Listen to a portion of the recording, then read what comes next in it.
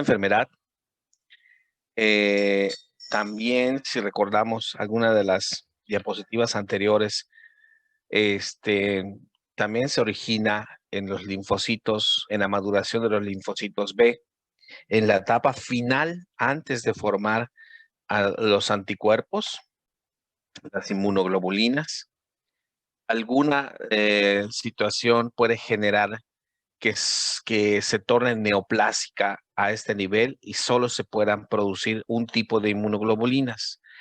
En vez de producir tanto IgG como IgM, IgA, IgD, cualquiera, IgE, cualquiera de estas, no se van a producir porque la célula en su etapa final se torna neoplásica y la acumulación de estas inmunoglobulinas de un mismo tipo va a generar esta enfermedad que se llama mieloma múltiple.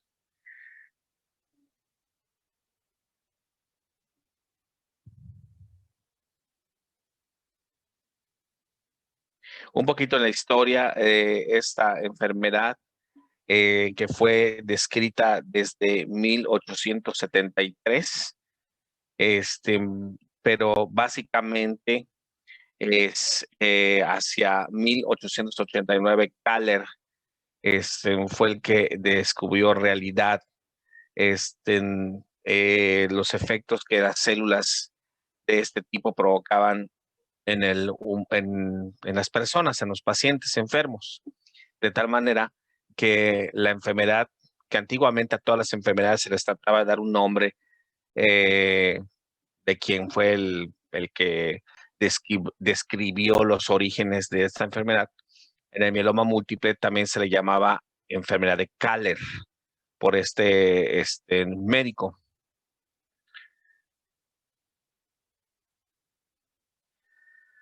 En general, esta es la segunda causa de enfermedad hematológica maligna después de los linfomas. Habíamos comentado que los linfomas, si tomamos en cuenta las principales 10 causas de cáncer en general, ocupaban como el séptimo, octavo lugar de las neoplasias. El mieloma múltiple después del linfoma no Hodgkin es la que sigue, sin embargo no está entre las primeras 10.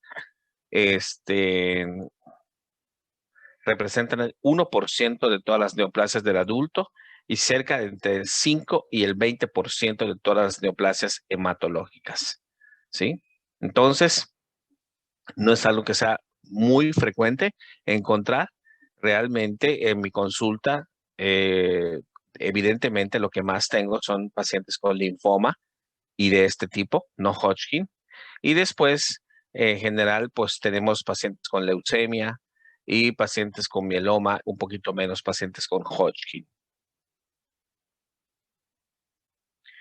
Aquí hay una característica muy importante que estamos viendo. La mediana de edad al diagnóstico de esta enfermedad es en gente grande.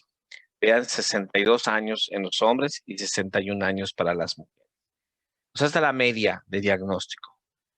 Puede ser que tengamos un paciente de 70 años, puede ser que tengamos un paciente de 80 años, o al revés, puede ser que tengamos un paciente de 40 años, puede ser que tengamos un paciente de 50 años.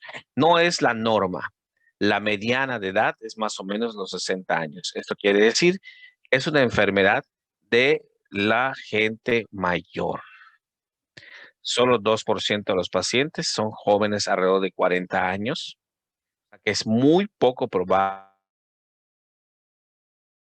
es prácticamente inexistente en pediátricos y es muy poco probable ver pacientes enfermos de esta enfermedad que sean menores de 40 años. La incidencia es un poquito más frecuente en hombres que en mujeres. De hecho, actualmente solo tengo un caso activo de mieloma múltiple. Es un paciente que tiene 50 años, o sea, no está en la norma de la mediana de edad, ¿sí? Es más joven.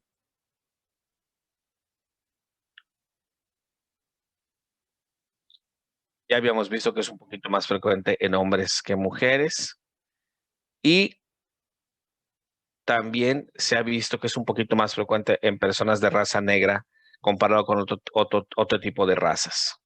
No es algo sumamente importante desde el punto de vista estadístico, ¿sí? Entonces solamente son datos que tenemos en la literatura sobre esto. No hay muchos datos disponibles sobre la estadística en México, como la mayoría de las cosas en nuestro país, desafortunadamente, pero dentro de lo poco que hay, representan más o menos entre el 4 y el 7% de las enfermedades oncomatológicas en México, lo cual es muy similar a lo que vemos en la literatura mundial. O sea, menos de entre el 5% a 10% de todas las neoplasias es desde el punto de vista hematológico. Y ya saben ustedes que los linfomas no Hodgkin son los más frecuentes.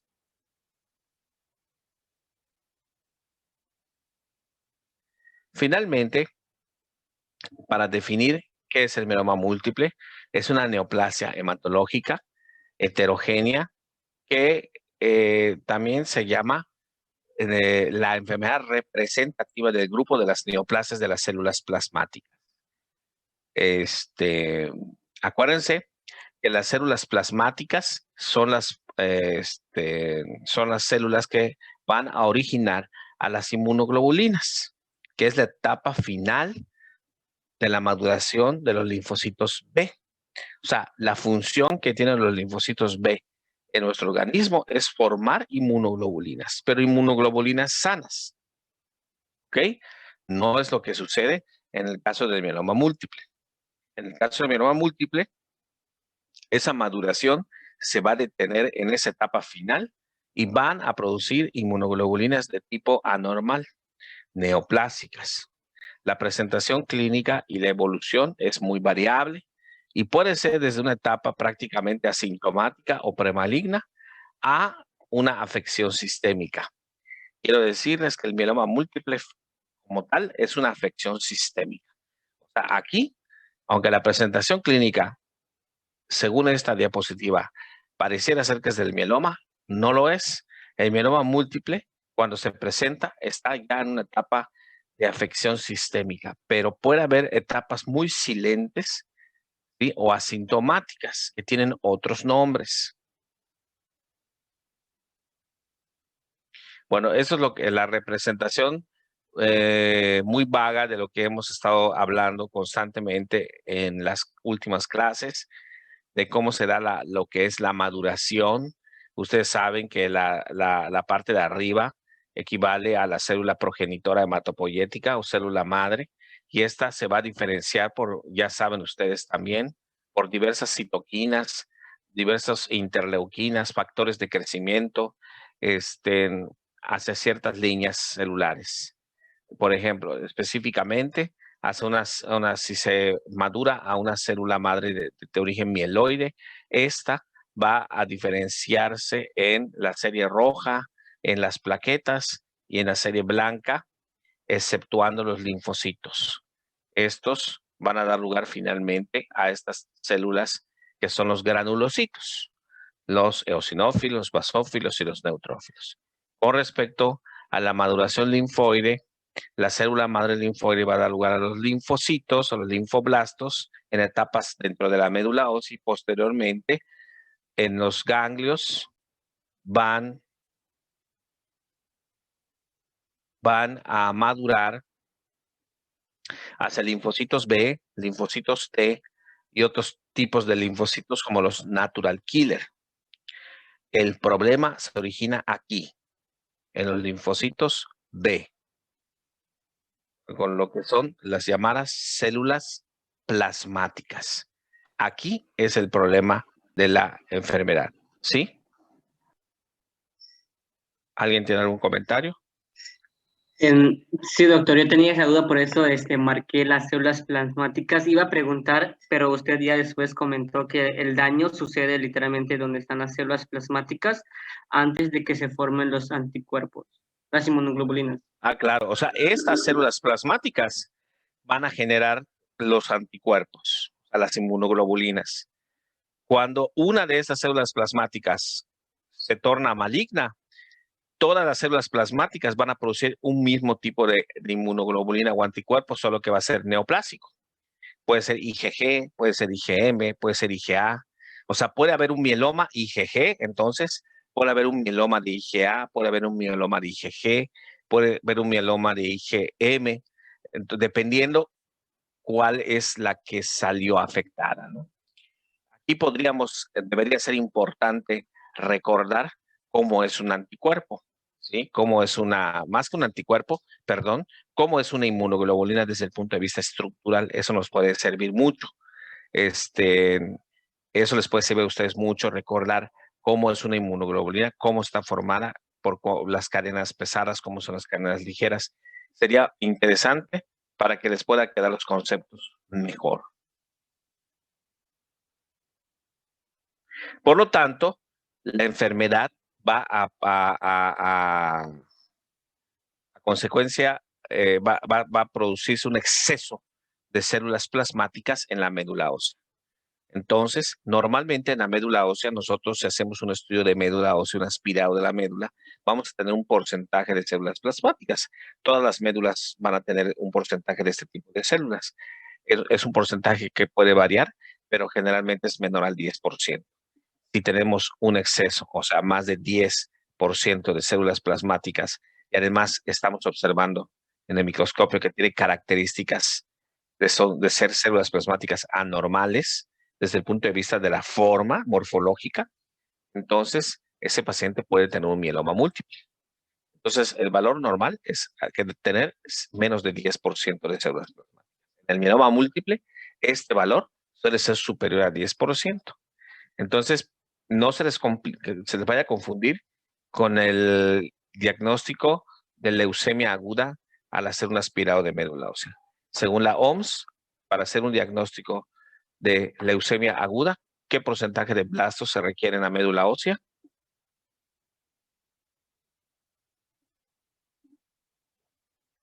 ¿Quién me lo puede decir?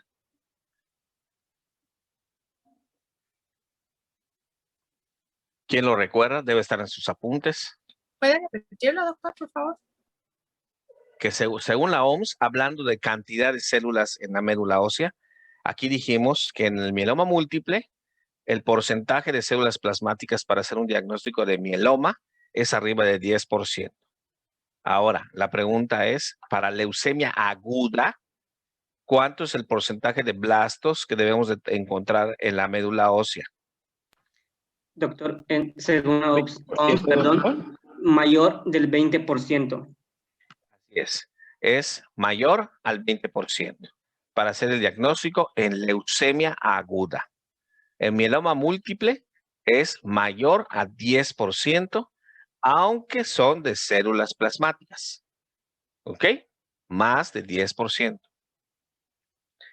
¿Qué va a pasar con ese exceso de células plasmáticas en la médula y en el cuerpo, finalmente? Porque estas células plasmáticas este exceso de células plasmáticas van a salir de la médula ósea y se van a ir al cuerpo.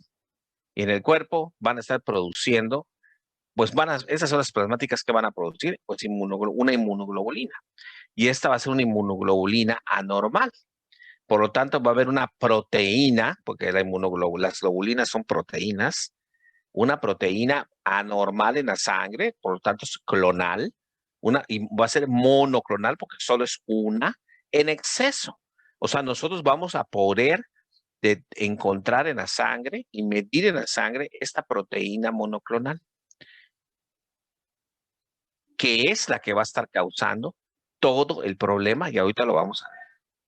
Va a presentar el cuerpo lesiones en los huesos muy importantes, por eso son lesiones osteolíticas, que ninguna enfermedad de las que hemos visto hasta ahora lo produce. Entonces aquí tenemos otro dato muy importante para que ustedes contesten en el examen y para que diferencien de las otras enfermedades que hemos visto, como la leucemia aguda, como las leucemias crónicas y como los linfomas. Ninguna de esas enfermedades se caracteriza por afectar realmente a los huesos y provocar destrucciones en los huesos, como esta enfermedad.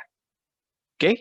Y además, esta acumulación de esta proteína monoclonal producida en exceso por las células plasmáticas malignas van a provocar la destrucción ósea, pero también la acumulación en el riñón y van a provocar daño renal.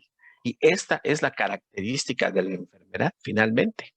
Lesiones en los huesos, lesiones renales y, por supuesto, al acumularse las células plasmáticas en la médula, va a haber una alteración de las otras células que produce la médula. ¿Ok? Ahorita vamos a seguir viendo ese punto. Bueno, esta diapositiva sumamente interesante va en relación a lo que les acabo de mencionar. No nos que no nos impacte esta figura. Esta figura es muy emblemática de esta enfermedad del New England Journal Medicine y nos explica una de las características más importantes del daño que provoca la enfermedad del mieloma a los huesos. O sea, bien les acaba de decir que es una enfermedad que afecta mucho a los huesos y por lo tanto el paciente va a presentar muchas fracturas de tipo patológicas. No una fractura por un accidente, no una fractura por una caída, no una fractura por un golpe, sino que es una fractura de manera, lo que llamamos patológica, de manera así, que ocurre espontáneamente, digamos. Y puede ser en cualquier hueso, en general.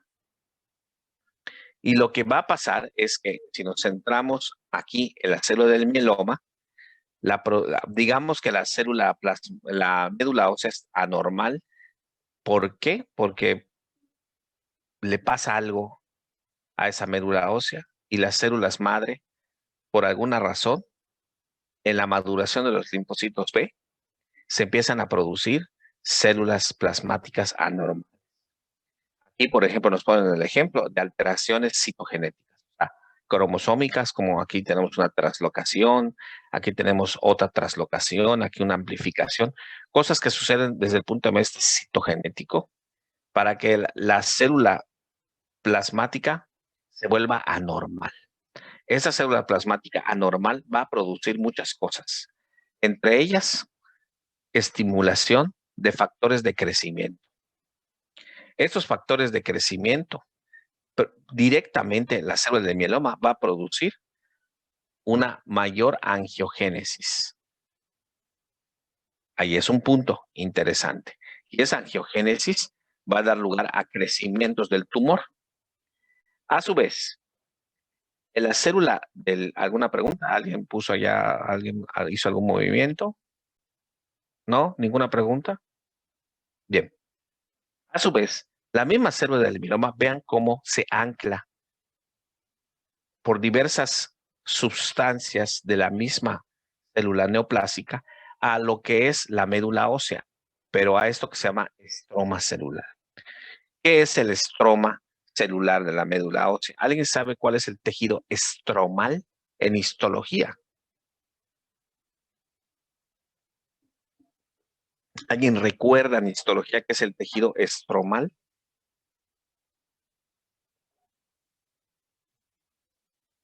Es un tipo de tejido conjuntivo, doctor.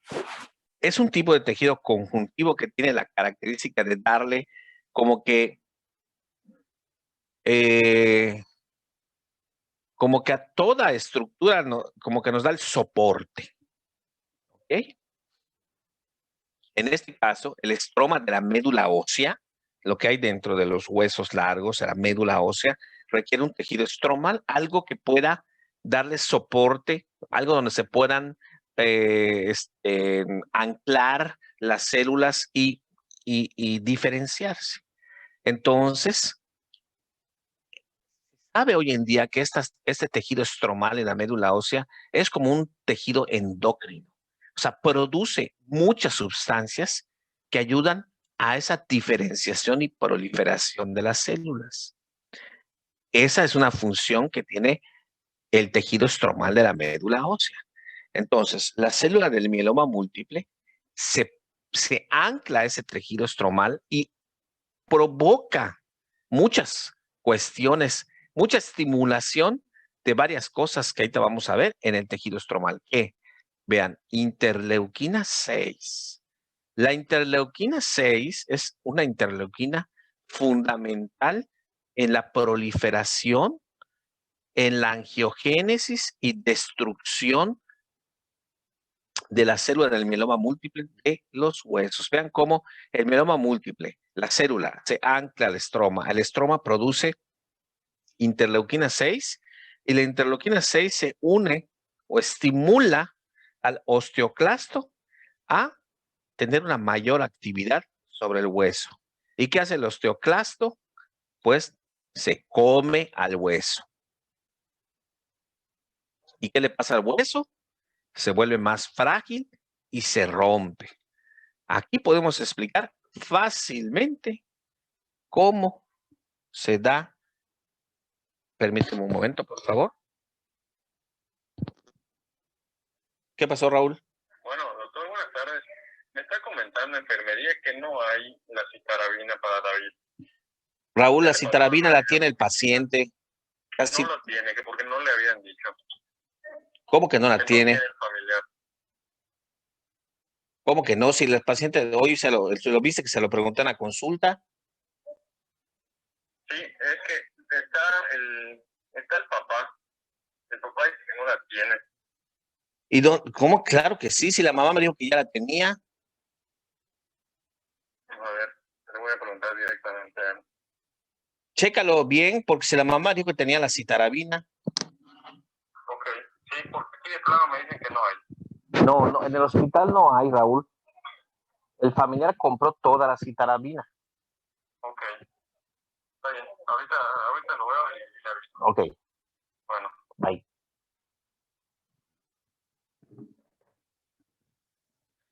¿Me escuchan?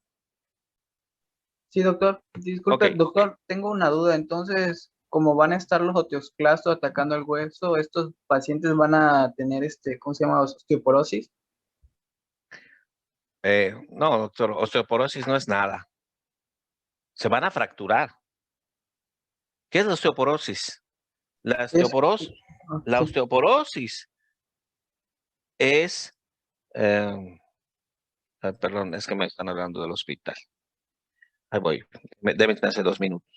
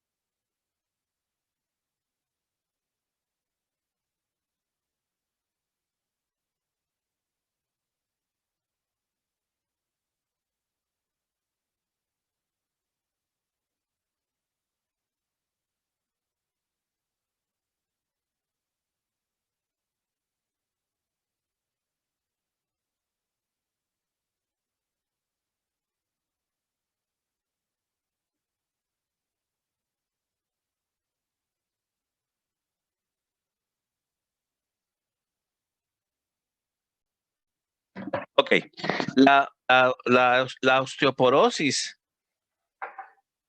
es básicamente una disminución en la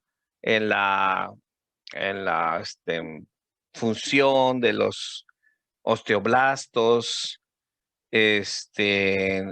una disminución de la matriz ósea. Entonces, cuando esta osteoporosis se vuelve severa, puede llegar hasta el punto de las fracturas, ¿sí? Primero pasa por un periodo que se llama osteopenia, y la osteopenia, si no se trata o no se vigila, llega hasta la osteoporosis, algo que sucede muy frecuente en los abuelos, los abuelitos, ¿sí? Eso es algo realmente natural con la edad, que se puede ir, que por diversos factores puede acrecentarse en algunas personas. Y lo que va a pasar, ¿sí? Doctor, perdón, son de esos pacientes, por ejemplo, mayores de 65 años que padecen esa patología y un movimiento ya así casual, o sea, caminar así produce lo que es la fractura, ¿no? ¿Qué cosa? Lo de los pacientes que padecen lo que es la mieloma múltiple. Ah, mieloma múltiple, sí. Pero espérame, no me.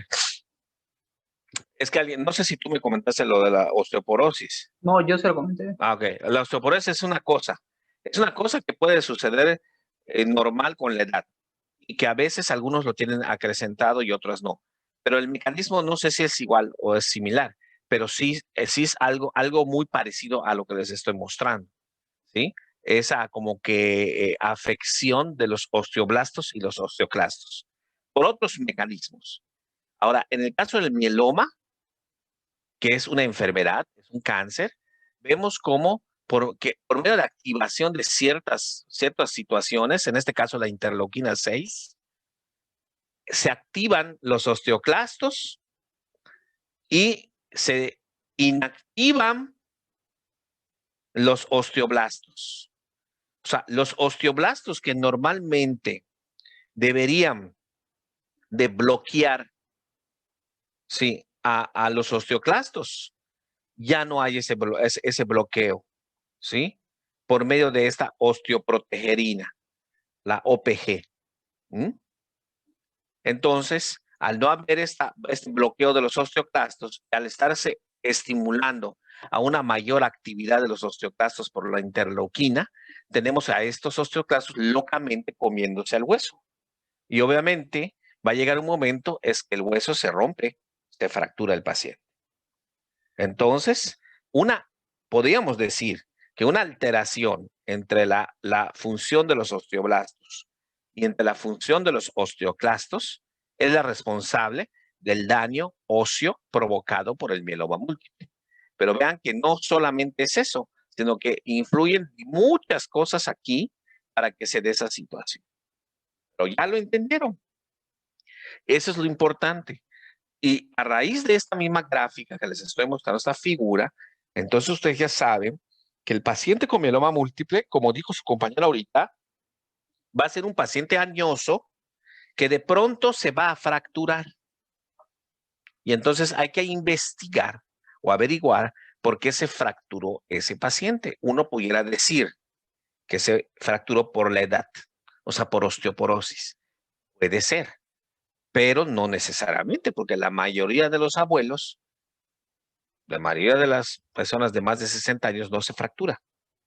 Ahora, si brincamos a la mayoría de los pacientes de 80 años, eso es otra cosa.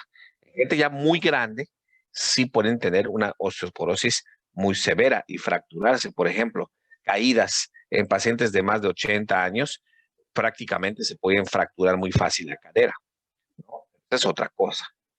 Entonces, queda claro cómo sucede el daño óseo provocado por el mieloma múltiple. Es por la interacción con el estroma de la médula ósea, con la producción de interleuquinas, con la alteración en la regulación o la función de los osteoblastos y de los osteoclastos.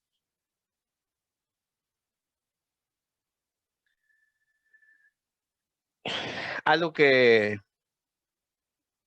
se mencionó hace ratito es que muchos pacientes con mieloma múltiple, vean, mieloma múltiple, cuando yo los veo, cuando a mí me llega el paciente a la consulta, aquí está.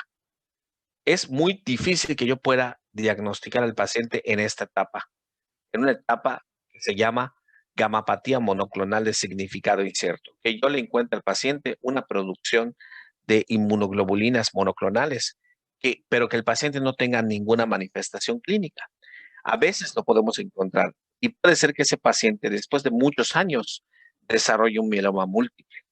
Pero nosotros la mayoría de las veces, como vamos a detectar al paciente es acá. ¿Y quién creen que ese es el especialista que me manda el paciente con una sospecha fuertemente de mieloma múltiple? ¿El oncólogo? No. ¿El internista? El internista puede ser, pero hay alguien que me lo mandó antes porque le pasó algo. ¿Ya? Exactamente, el traumatólogo ortopedista, porque el traumatólogo, porque el paciente fue a consultar con él, primero por dolor de hueso, y después de 2 meses de estudiarlo, de pronto se fractura. O el doctor traumatólogo le pide una resonancia magnética de la columna y ve que todos sus huesos de la columna están carcomidos prácticamente. Y entonces, algunos hasta fracturados. Entonces, el paciente, el especialista, me lo manda. Entonces, cuando yo lo veo y veo todas esas lesiones, pues prácticamente lo único que tengo que hacer es hacer un estudio de médula ósea, pedir los estudios que me van a... Bueno, prácticamente con eso puede decir que el paciente muy probablemente tenga un mieloma múltiple. Solamente que hay que hacer los estudios que se le tienen que hacer para diagnosticar, pero realmente el traumatólogo me lo está mandando porque no son fracturas habituales, son fracturas patológicas.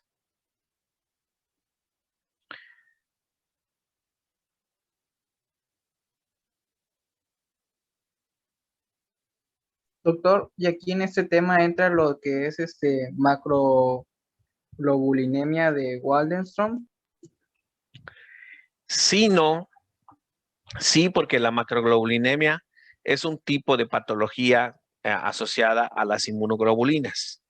No entra porque no está dentro de su programa, ya que es una enfermedad muy específica, no es muy rara dentro de las enfermedades de las células plasmáticas. No solamente es el mieloma múltiple. El mieloma múltiple es como que el representante del grupo, pero hay muchas otras. Hay enfermedades de las cadenas pesadas, hay macroglobulinemia de Waldenström, gamopatía de monoclonal significado incierto, un mieloma quiescente. Hay muchas otras que no vemos por cuestiones de que son muy raras y por cuestiones de tiempo. ¿Sí? Pero forma parte de este grupo de enfermedades de las células plasmáticas. Aquí vemos un poquito de lo que les había yo dicho. Las células plasmáticas, el exceso, lo que van a dar lugar cuando son neoplásicas es a un tipo específico de inmunoglobulina. Estas son las inmunoglobulinas. Acuérdense que las inmunoglobulinas son de varios tipos. En el caso de mieloma solo va a ser la producción de un tipo de inmunoglobulina. Y al agarrar una de estas y magnificarla, vemos que las inmunoglobulinas, acuérdense, están formadas por dos cadenas ligeras y dos cadenas pesadas. Aquí lo estamos viendo. Las cadenas ligeras y las cadenas pesadas, unidas por puentes disulfuro, que son estos en rojo. Y ambas cadenas tienen una región constante y una región variable. De esta estructura que a veces se puede modificar, no a veces, que se modifica es porque tienen las inmunoglobulinas diferente nombre. Unas son inmunoglobulina M, otras son inmunoglobulina A, otras son inmunoglobulina G, otras son inmunoglobulina E, debido a su diferente forma que vayan a agarrar ellas. Bien, aquí es un poquito cómo sucede todo este daño del mieloma múltiple. El linfocito B, ya acuérdense que es una enfermedad de los linfocitos B, en su etapa final de maduración se tornan anormales. ¿Por qué?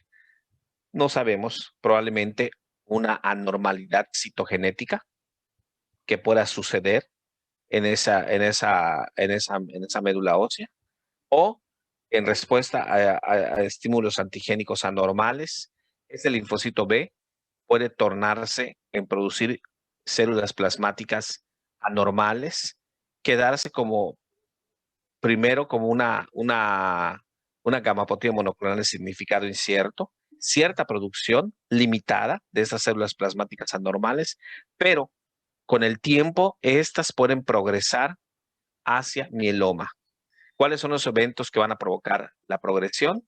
Más lesiones genéticas, cambios en el microambiente de la médula ósea, incremento de la angiogénesis, función de la interleuquina 6, como ya vimos, anormal, que van a dar lugar a células del mieloma múltiple. Estas células del mieloma múltiple, cuando ya las tenemos en la médula en exceso, van a provocar daño orgánico y provocar, obviamente, lesiones líticas en los huesos.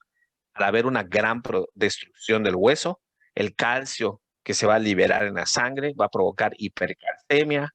Este calcio en la sangre en exceso se va a acumular en el riñón y va a provocar disfunción renal o insuficiencia renal, y la paciente o el paciente va a tener anemia. Esto es más o menos la progresión de la enfermedad desde que se origina en el linfocito B. ¿Alguna pregunta hasta acá? Doctor, y respecto a lo que usted mencionó, ¿es la única forma en que le llegan los pacientes con mieloma múltiple, o sea, por fracturas o cómo los diagnostica usted? O sea, Mira, la mayoría de las veces llega de esa forma. Puede ser, bueno, no, estoy equivocado. La mayoría de las veces me va a llegar por dolor óseo. Eso no quiere decir que tenga fractura. Lo que pasa es que hay muchas fracturas en la columna, en la zona lumbar, en la zona dorsal de la columna, que el único síntoma va a ser el dolor. El paciente se puede movilizar, pero con mucho dolor. Entonces, el paciente va a consultar. Primero empieza a tomar en casa lo que sea para dolor. Todos lo hacemos, hasta ustedes lo hacen. Pues, ay, voy a tomar un paracetamol, ay, voy a tomar esto, voy a tomar. El paciente, pues, no mejora. El dolor es peor. A veces hasta les da dificultad en pararse, en caminarse. Ya se dan cuenta que no pueden caminar, tienen que agarrar de algo. Entonces, eso les da miedo a los pacientes y entonces consultan con algún médico. Consultan con el doctor de SIMI, con el doctor de la farmacia El Ahorro o van a su unidad médica familiar. Generalmente es una consulta que sienten que no va a ser gran cosa, el mismo paciente. Entonces, ¿qué pasa? El médico los ve, le comenta, el paciente explica sus molestias y les dan una receta por un tratamiento. Bien, el paciente empieza a tomar el tratamiento, pero a los 3 o 4 días no mejora y el dolor continúa y probablemente de manera más intensa. Entonces, ¿qué pasa en ese momento? Generalmente el paciente regresa con el mismo doctor y el doctor, al ver que el paciente no mejora, entonces ya le pide exámenes de sangre o le pide exámenes, como mencionan específicamente un dolor en la zona lumbar. A veces les piden una placa, pero las placas, la verdad es que muy poco pueden ayudar a este nivel. Entonces, pero generalmente les piden una placa, que es lo más económico que en ese momento puede hacer. El paciente al traer sus laboratorios, muchas veces no, el doctor no identifica el problema, pero con los laboratorios y con la placa no es suficiente. Pero si el dolor continúa, lo que hace el médico es mandarlo con el especialista. Y como el dolor se refiere al hueso, generalmente los mandan con el traumatólogo, con el ortopedista, a menos que el médico haya encontrado en los exámenes de sangre otras alteraciones, generalmente lo mandan con el internista. Entonces, el internista, ya sea el internista o el ortopedista, hacen estudios de extensión, entre ellos una resonancia magnética y encuentran las lesiones líticas. ¿Qué es una lesión lítica? Es una lesión destructiva del hueso. Entonces, cuando sospechan, cualquiera de esos dos especialistas, que el paciente tiene un mieloma múltiple, y lo mandan con el hematólogo. Así más o menos es lo que sucede con esta enfermedad. Entonces, si pudiéramos decir, ¿cuál es el síntoma más importante de esta enfermedad? ¿Cuál quieren que sea? Ya lo dije, el dolor óseo. dolor óseo. Entonces nos vamos entendiendo. Entonces, en la clínica, por ejemplo, en los laboratorios, el médico general puede ver anemia, según igual la diapositiva, trombocitopenia. No, ahí vamos, dame chance. No te adelantes. Pero sí, ya lo vieron, que efectivamente provoca anemia, pero por eso no quería que nos adelantáramos, pero bueno, ya lo comentaste. Por alguna razón, las células del mieloma múltiple tienen afinidad por la serie roja. O sea, el paciente siempre va a tener anemia. Y además, de manera multifactorial.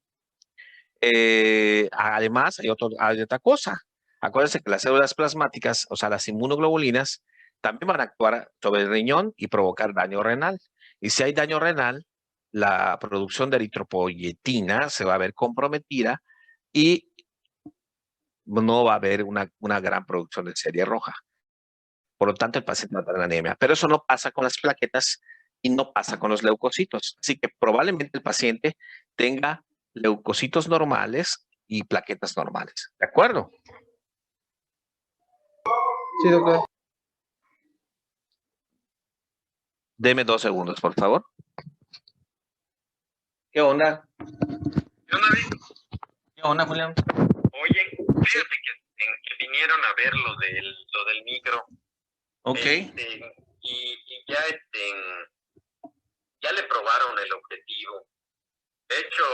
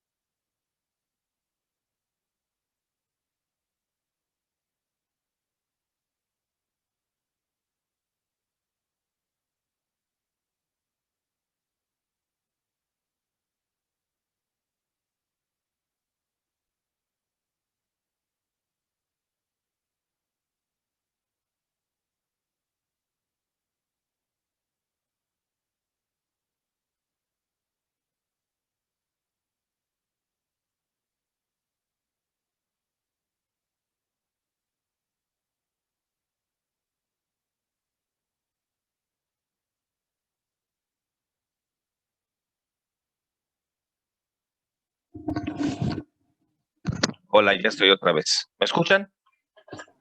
Sí, doctor. Sí, doctor. Ok. Sí, doctor. Bueno, algunos factores de riesgo asociados a la aparición de mieloma no son realmente, no hay unos factores de riesgo realmente claros. Me parece un poquito, o sea, ¿qué les puedo decir? No, la mayoría no me va a predecir qué pacientes o qué personas pueden llegar a tener mieloma o qué no. Aquí vemos en porcentaje, miren, riesgo aceptado, por ejemplo, la edad, 12 a 16%, a más de 65 años, hay un poquito más de riesgo de presentar muchas enfermedades, entre ellas mieloma múltiple. El sexo masculino, 1.5 veces la raza negra y la historia de familiar positiva para mieloma múltiple. Tal vez estos sean factores de riesgo aceptados para mieloma múltiple. Nuevamente, edad, sexo masculino, raza negra e historia familiar de mieloma múltiple. ¿Sí? Si en alguna familia el papá o el abuelo tuvo mieloma múltiple, es muy probable que el hijo lo pueda tener. Pero bueno, a llegar a cierta edad, arriba de los 40 años, 45 años, hay que estar haciendo constantes laboratorios anuales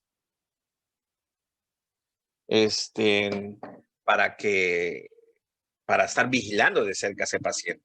O sea, si sabemos que hay una historia familiar de mieloma múltiple, pues por lógica, desde los 40 años vamos a seguir a ese hijo con la posibilidad de encontrar un mieloma múltiple desde la etapa inicial. Cuando vieron esa diapositiva que tenía yo ahí de la línea, desde las etapas muy tempranas hasta ya mieloma múltiple activo.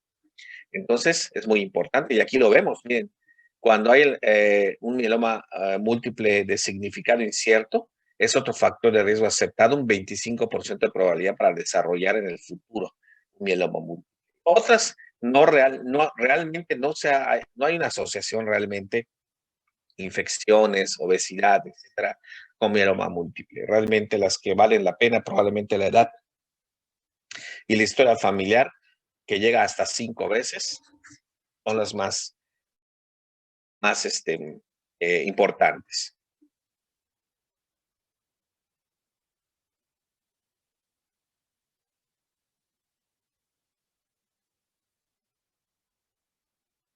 Finalmente, ¿cómo se hace el diagnóstico? El diagnóstico se hace por encontrar la proteína en exceso, tanto en la sangre o en la orina, detectados por estudios especiales que se llaman electroforesis e inmunofijación. Puede ser ambos en sangre y en orina. ¿Qué nos va a detectar este estudio? La presencia de la proteína en exceso, ¿sí? Obviamente, la infiltración o una mayor cantidad de células plasmáticas malignas en la médula ósea, observadas por un estudio de médula ósea y estudios de imagen para detectar lesiones óseas, como una serie ósea metastásica o una resonancia magnética.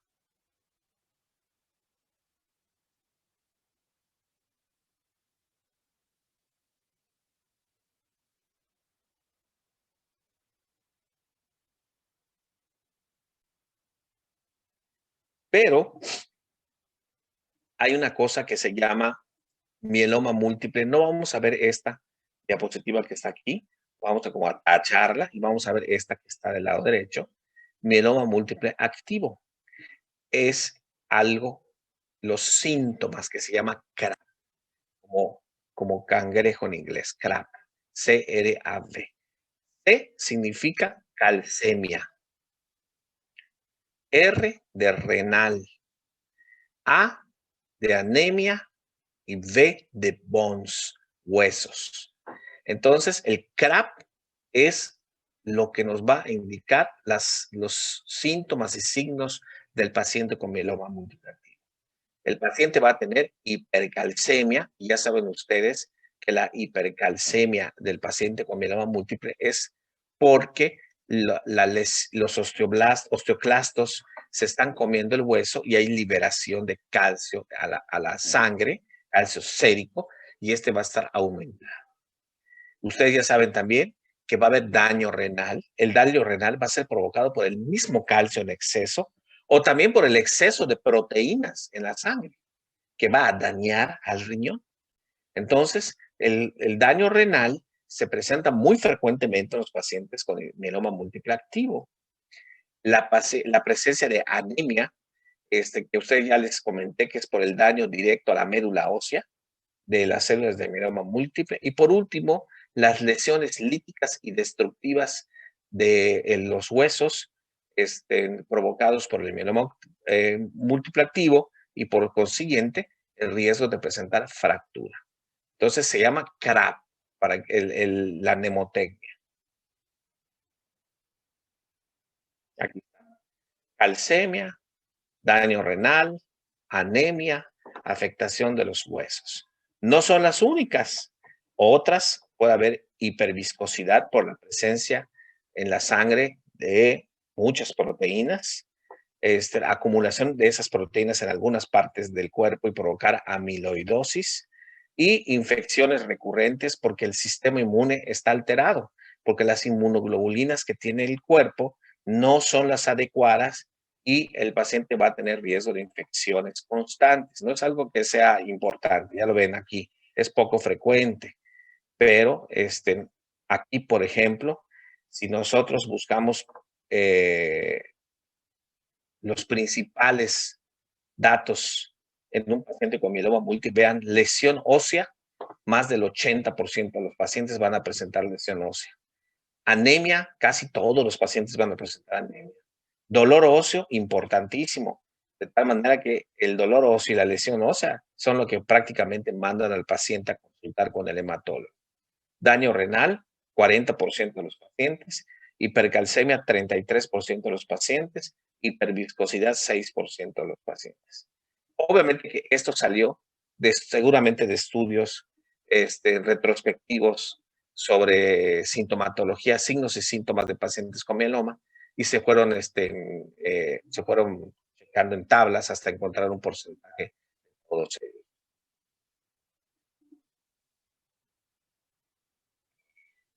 Obviamente, aquí vemos que lo más frecuente de la osteólisis, o sea, el dolor óseo, se presenta en la mayoría de los pacientes. Las lesiones óseas, generalmente, ¿cómo se van a representar en las imágenes? Como lesiones destructivas, lesiones líticas en sacabocado, algunas, otras que también llamadas en sal y pimienta, como que el hueso, no sé si aquí tengo una imagen, déjame ver, no aparece, después mañana, les voy a mostrar unas imágenes de lesiones óseas en algunos huesos del cuerpo. Principalmente se pueden observar en los huesos largos y en el cráneo, ¿sí? Como hay lesiones en sal y pimienta, se llaman como muchas lesiones, como si fueran cráteres, como si fuera la luna y ven los cráteres de la luna que se ven de color, así se ven las lesiones en el cráneo y en los huesos largos, ¿sí? Aquí, ¿dónde se ven esas lesiones? Principalmente en los huesos con gran cantidad de médula ósea. Cráneo, columna vertebral, costillas, pelvis y epífisis proximales de huesos largos. Por eso, uno de los estudios que pedimos es la serie ósea metastásica. La serie ósea metastásica es un estudio especial en donde se toman varias placas de cráneo, placas de hombro, placas de parrilla costal, placas de la columna, placas de los huesos de la pelvis, placas de los huesos de las extremidades inferiores, y básicamente es para revisar en todos esos huesos las lesiones osteolíticas que les comentaba en sacabocado o en sal y pimienta de la destrucción ósea. Obviamente que estas lesiones van a llevar al peligro de las fracturas patológicas como ocurre en la mayoría de los pacientes con mieloma múltiple. ¿Alguna pregunta hasta aquí? Doctor, ¿los criterios para mieloma múltiple latente no los aprendemos? No. Eso es que eso... no quiero que se aprendan esos criterios. No son importantes para esto. O sea, estamos viendo al mieloma múltiple como tal. ¿Sí? Entonces, el mieloma múltiple como tal, lo que nos interesa es el CRAB. ¿Sí? O sea, ya la enfermedad como tal, y no lo previamente. Entonces, no quiero que se aprendan ese punto. Entonces, eso es un dato importante. Doctor, ¿y este tipo de enfermedad tiene algunos síntomas o signos característicos aparte del dolor óseo y la amiloidosis? No, la amiloidosis no es una característica primordial de estos pacientes. ¿Cuáles son los datos? Ya los acabamos de ver, el CRAB. ¿Sí? El CRAB es lo que tienes para poder diagnosticar la enfermedad. O sea, la calcemia o hipercalcemia, la adhesión renal, la afección de la anemia y por último, la afección de los huesos. Obviamente, Puede haber la anemia, ¿qué te va a dar? La anemia, el paciente con mieloma múltiple, ¿qué te va a dar? Te va a dar astenia, te va a dar dinamia, te va a dar malestar general, pero eso te lo puede dar cualquier enfermedad. La insuficiencia renal del paciente, pues te va a dar ciertas molestias, ¿sí? Pero, o sea, las lesiones óseas que se van a presentar y la osteopenia, la osteoporosis que se puede presentar, te va a dar dolor óseo. Y eso es lo más característico del mieloma múltiple. O sea, el CRAB te va a dar varias cosas, pero no son específicas. La más específica, digamos, es el dolor óseo provocado por la afección de los huesos o la fractura, ¿sí? Pero nada más. O sea, no hay otros datos, ¿sí? Clínicos. La amiloidosis no es un dato clínico. ¿De acuerdo? Sí, doctor, sí. Bien, los pacientes con mieloma múltiple van a tener anemia severa muchas veces. Vean, si sumamos 50 del moderado y 25 del grave, estamos hablando que casi todos los pacientes van a tener una anemia muy importante, 8 en promedio o menos. Y por lo tanto van a tener síntomas de la anemia muy importante.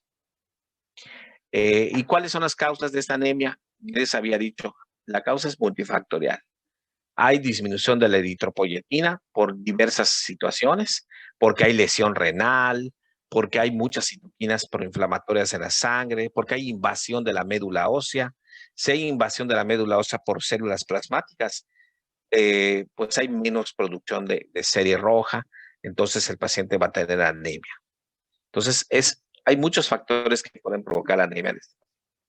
El dolor óseo, lo repito, es el síntoma más típico y frecuente del paciente con mieloma múltiple, del 60 al 80% de los casos de diagnóstico. Yo diría que el 80%, si no es que más. Casi todos los pacientes te van a referir dolor óseo. Este es relacionado con el movimiento y es ausente en la noche porque prácticamente en la noche el paciente está durmiendo, no se mueve. Entonces el dolor empieza al moverse, ¿verdad? Al empezar a mover esos huesos que están lastimados. Esas lesiones evidentemente van a ser fundamentalmente de la columna vertebral, de las costillas y de las extremidades. Y el origen del dolor, pues son las lesiones óseas o las fracturas si es que ya se presentaron. El daño renal se presenta en un buen porcentaje de los pacientes. La causa es multifactorial, pero puede ser algo que se llama riñón de mieloma, que es por la producción, la gran producción de proteínas en la sangre anormales y por lo tanto se acumulan y dañan al riñón, ¿sí? El riñón de mieloma o por la hipercalcemia que ya les comenté que puede presentarse en los pacientes por la gran destrucción ósea.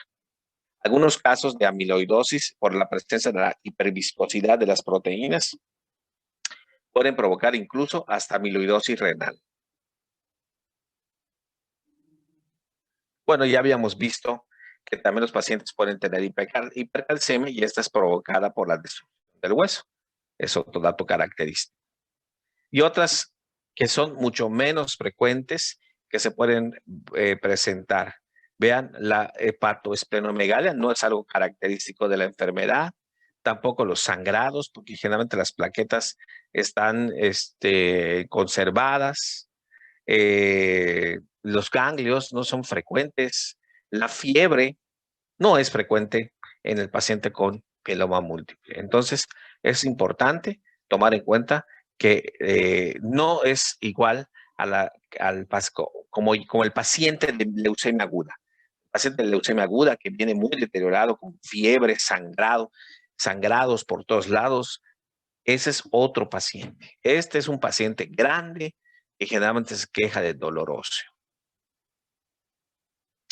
Y bueno, ¿qué se le va a pedir al paciente? Pues obviamente todos sus estudios de sangre, entre ellos su biometría hemática para ver la anemia.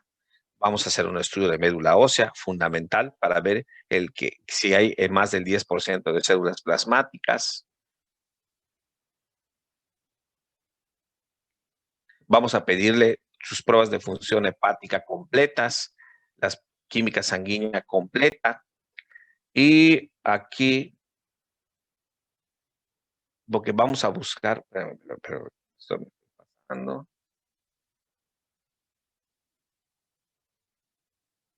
Ok. Vamos a pedirle sus pruebas de función hepática completa, su química sanguínea completa, y vamos a pedir ciertos estudios especiales que no pedimos siempre. Bueno, lo primero que les tengo que decir es que la primera cuestión que yo puedo identificar en los laboratorios, aparte de la anemia en una biometría, aparte de la alteración en la creatinina por el daño renal y por consiguiente de la urea y del nitrógeno ureico en la sangre, y si le pedimos un examen de orina, la presencia de proteínas en la orina, podemos detectar en las pruebas de función hepática, en una prueba que se llaman globulinas, una elevación muy importante. Esta elevación de las globulinas, ¿sí? Generalmente nos va a decir que hay una proteína en exceso en la sangre. Entonces hay que investigar por qué. Entonces, para solicitar ese estudio de esa proteína, pedimos un proteinograma, o también llamado electroforesis de proteínas o proteinograma. En esa electroforesis vamos a identificar, detectar y cuantificar la proteína anormal que está saliendo. También mañana les voy a mostrar, vamos a terminar el tema de mieloma múltiple y les voy a presentar otra presentación en donde les voy a mostrar fotos de este proteinograma y de las lesiones líticas que tiene el mieloma múltiple. Entonces es importante pedir una electroforesis de proteínas o proteinograma que se puede pedir tanto en la sangre como en la orina. Vamos a hacer... Doctor, una pregunta. Usted mencionó que en este aspecto había una elevación de las inmunoglobulinas y eso indica que igual hay un aumento en las proteínas, ¿no? Entonces, ¿hay un anticuerpo en específico que se eleva? Hay una inmunoglobulina, no menciones anticuerpo porque no son anticuerpos normales, ¿sí? Es una proteína o una inmunoglobulina, es una proteína anormal. Y esa proteína anormal son inmunoglobulinas anormales. Y hay una sola de esa inmunoglobulina normal que está elevada, sí, exactamente. Ahora, ¿cuál? También lo vamos a pedir. Vamos a pedir un panel de inmunoglobulinas, inmunoglobulina G, inmunoglobulina A, inmunoglobulina M, que son las más comunes. Esas tres. Y con eso nos van a reportar un valor, ¿sí? Unos valores de esas inmunoglobulinas y vamos a detectar cuál es la que es anormal. En el caso de mieloma múltiple, la que se eleva con mayor frecuencia es la inmunoglobulina G. O sea, el más común de todos los mielomas múltiples es de la inmunoglobulina G. ¿Ok? La G, doctor, creo que en unas diapositivas anteriores, donde estaban nosotros síntomas y signos, decía que la más frecuente era con IgM. Sí, doctora, pero era otra cosa. Era el síntoma, que el específico aquí. La hiperviscosidad, que es muy rara en el mieloma múltiple, es más frecuente con la IgM. Ok, gracias. De nada. Hay cosas que, por ejemplo, no les menciono de las diapositivas porque no son lo más importante, ¿sí? Entonces, obviamente que esta presentación la tienen que revisar cuando se la mande a su compañera y se las manda a ustedes, para que vean. Porque ahorita como estamos yendo rápido, realmente, pues se nos va a pasar. Y aparte son temas que a lo mejor nunca han visto. No es fácil, definitivamente. Entonces, claro que tratándose de hiperviscosidad, si el paciente tiene datos de hiperviscosidad en la sangre y es un paciente con mieloma múltiple, probablemente se trata de IgM. Es algo característico, pero es algo muy raro en realidad de hiperviscosidad en el mieloma múltiple. Entonces, ese es un detalle, ¿no? Bien, exploraciones complementarias. Más que complementarias, siempre se piden también. Podríamos pensar que, por decir complementarias que no se pide de primera instancia, a lo mejor en urgencias no, pero cuando el paciente ya está en piso, sí se le pide porque requiere, por ejemplo, una recolección de orina de 24 horas para medir, para ver exactamente cuánto es la función del riñón del paciente, para ver cuánto es la proteína que está eliminando el paciente, ¿sí? Y aquí con esto se puede identificar la proteína en orina, ¿sí? Esta proteína en orina se llama proteína de Vance-Jones y es una proteína anormal. La mayoría de los pacientes con mieloma lo van a tener, más del 60% de todos los mielomas van a tener esta proteína en orina.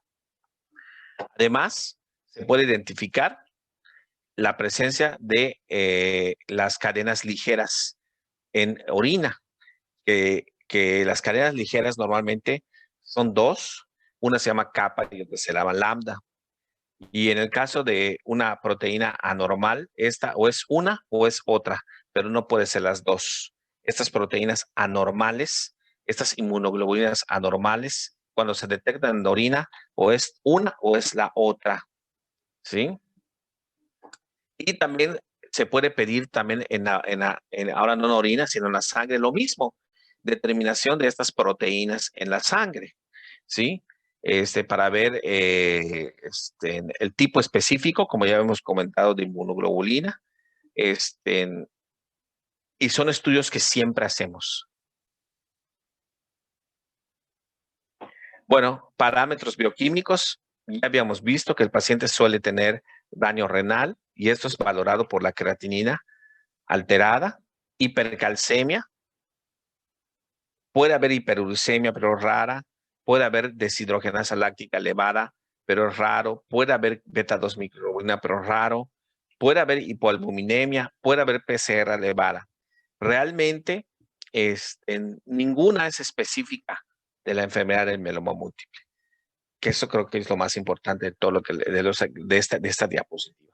Son cosas que pueden presentarse, mas no necesariamente se van a dar en el paciente con mieloma múltiple. Hay otros estudios que podemos hacer, no los vamos a comentar específicamente. Bueno, aquí vean, sí tengo las imágenes. Vean esta imagen, donde está el punto. Vean esta lesión, como que una zona circular menos densa que el resto del cráneo y muchas otras lesiones redondas, hipodensas, que son llamadas esta como en sacabocado, otras como en sal y pimienta. Como que el cráneo está carcomido. aquí vemos este hueso, el hueso del hombro.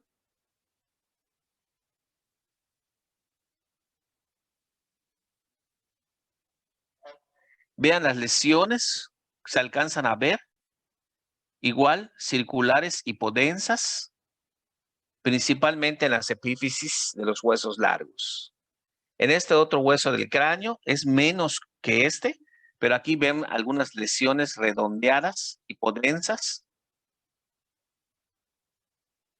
características del mieloma múltiple. Y aquí, en el hueso de fémur, también se alcanza a ver en la epífisis lesiones hipodensas circulares en sacabocal. Características de la destrucción ósea del mieloma múltiple.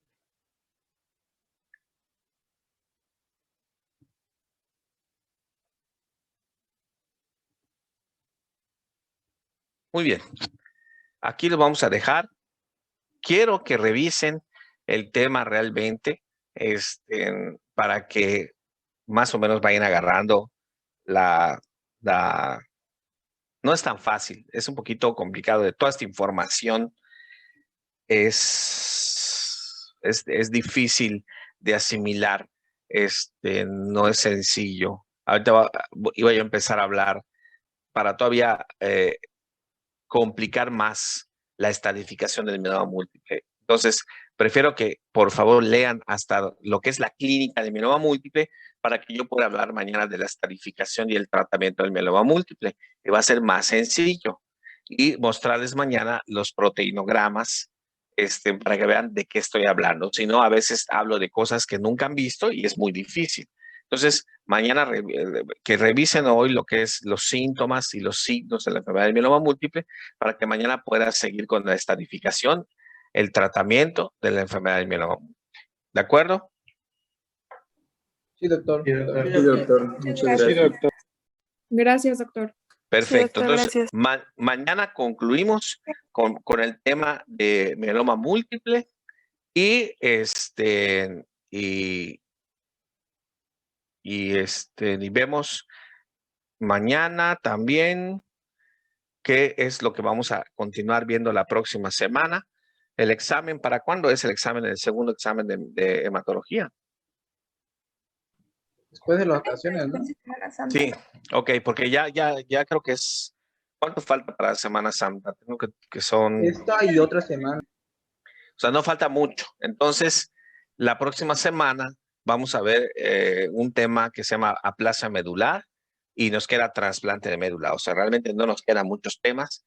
Entonces, ya para cuando salgan en vacaciones y regresen es directamente el examen. Entonces, mañana vemos lo que falta del tema de mieloma múltiple. ¿De acuerdo, chicos? Okay, Perfecto, doctor. Gracias. Muy bien. Hasta luego, doctor. Buenas tardes. Hasta luego, chicos. Bye.